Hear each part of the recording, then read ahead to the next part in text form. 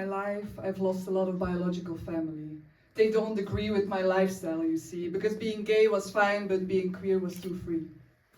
I can't be who you are comfortable with. I left them a long time ago, needed to reinvent myself in my need to grow. People I only see once every 3 years started calling me about how I was bringing shame. My accomplishments meant nothing to them, nor how far I came. I wish their violence stayed only in silence. Their obsession has grown into saving the world from my perverted ass. My gender confuses them, ignorance turning into hate the more that I pass. I wish this was an exception. But in society, it's still the norm. Why are we still being treated like a threat, like this is a dangerous life form?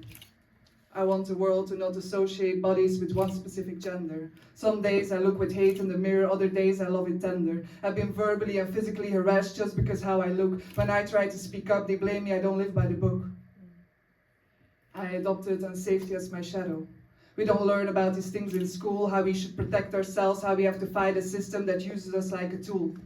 My identity and expressions are never an invitation for groping hands and eyes. I've tried to speak up so many times and have been buried under defensive lies. I'm tired of you making my love a war zone. I'm tired of you convincing me I should be ashamed of being trans. Tired of the self-doubt planted into my hand. Tired of the transphobic stares of my partner and me holding hands.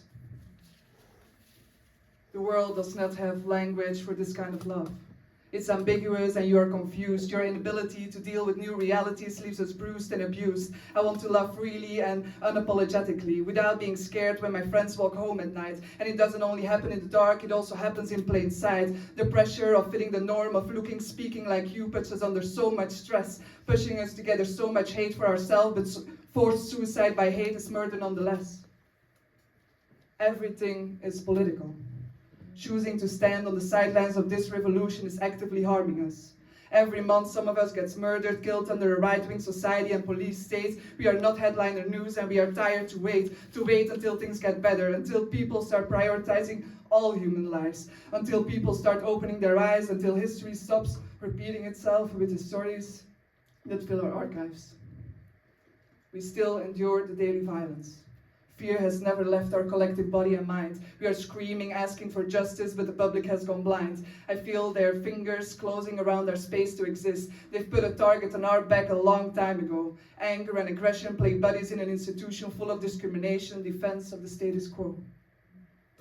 Don't be surprised when I flinch when police shows up at a protest to protect us, because my experiences have only taught me otherwise. It wouldn't be the first time when the police arrives, someone gets beaten or dies.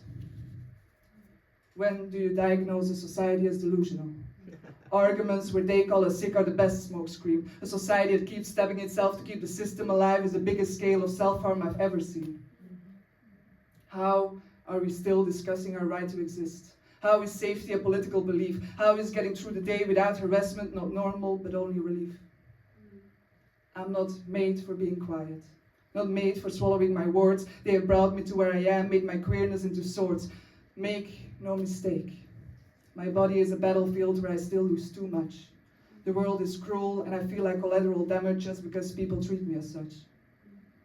I've lost a lot of family and friends to be able to stand here. People call me courageous. I call it queer.